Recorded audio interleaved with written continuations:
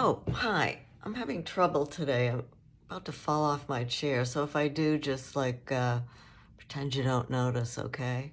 Yeah. Oh, yes. Another story for people of all heights. I know. Hilarious, right?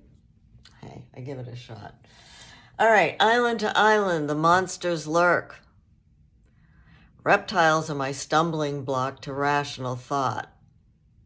Well, I have more than one of those, but never mind, it's not the story. Rewind many decades back to a surprise encounter with a giant Komodo dragon off the southern coast of Malaysia while stranded on an island on purpose as a fun outing. The hotel transport took Richard, my husband, and I there by boat, depositing their two guests with a lunch basket of fried chicken, a couple of beach towels, and off they went with a wave and a promise to pick us up in 4 hours or so. We believed them and happily proceeded to swim and poke about the completely uninhabited island's wide beach in the South China Sea. A thick jungle reached down to where the sand began. Why were we so blissfully unaware is beyond me, until we headed back to our partially eaten chicken salad lunch basket post-afternoon swim. Rounding a very large rock plonked solo in the beach sand, there lay the biggest tank-sized lizard animal I have ever seen, calmly munching on a piece of our chicken. He was hunkered on the warm, flat rock near the jungle's edge, where we had parked our stuff. His giantness far greater than human-sized. I cannot stress his bulk enough to create the proper impression. I was instantly very alarmed, first by the sheer mass, then the nasty facial expression, quickly followed by the fact that, yes, proof positive, he was a meat eater. Without breaking stride or as much as a whimper, I took a sharp right turn, heading cartoon style toward a big rock in the opposite direction from his royal hugeness.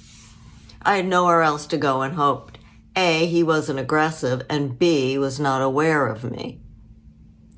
My husband began yelling after me, wondering where I was heading. I freaked and wished him instantly struck mute to ensure my survival off this island. He rounded the large rock, getting a gander at what had spooked me.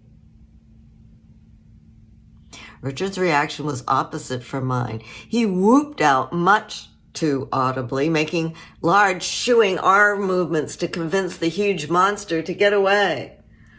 I was appalled that Richard did not adopt my silent and speedy tactic, particularly since he is known more for his corporate contract expertise than woodsy prowess.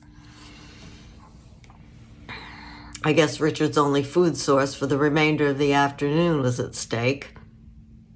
So off he flailed and shooed. With deep relief, the dragon sped into tropical foliage lining the beach, not to return. I hissed at hubby. Who shoos off a humongous reptile? I was unglued. What is wrong with you? He was eating meat. We are meat.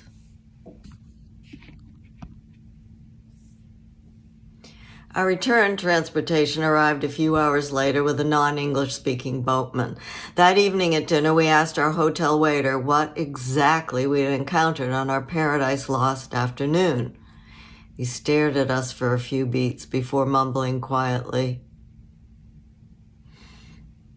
"You saw one of those?" and quickly zipped off, never to return with an explanation. We shrugged. But it was dawning that perhaps there had been some vitally dangerous situation after all. How could the hotel dump unsuspecting guests off on a deserted island alone for hours if it was known those carnivorous belly-dragging hulks had real estate holdings there? I should mention that it was pre-cell phone service days and laptop computers are not part of the natural order of things yet. We lived in the darkness of our own perpetual lack of knowledge about most of life's questions. This close encounter did in no way help dry up my fear of reptiles of any size, shape, or dangerous proclivities. I still do not find it amusing when crossing one of those large gray and orange spiky-headed iguanas with matching tails. Oh yeah, when walking near my Miami Beach condo. Often I meander through the sweet park on my way back home with a bag full of groceries. Nose to tail, 4-footers are getting less fearful by the day as they scurry in and out en masse from the line of sea grape trees languishing over the water's edge. I worry that my raw salmon and avocado purchase is just the thing a big old iguana like that might find toothsome. A simple daily errand can be a Jurassic Park experience that seems unreal in a modern context. But my Malaysian close jungle experience is seared in memory as I traverse urban terrain decades later, dodging sentient beings with which I had no background from my southern Maine upbringing. Mosquitoes the size of pencil erasers.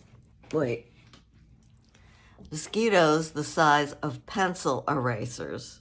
With the wildest fear up until I met critters from eras past sporting skin as sharp and pointy and vibrantly tinted as my new neighbors.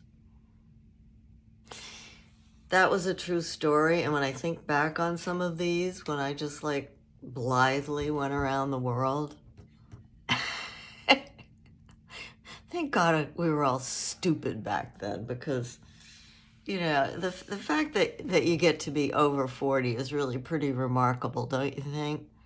Anyway, I'm here, and I'm happy about it, and I know you are thrilled, so, okay, all good.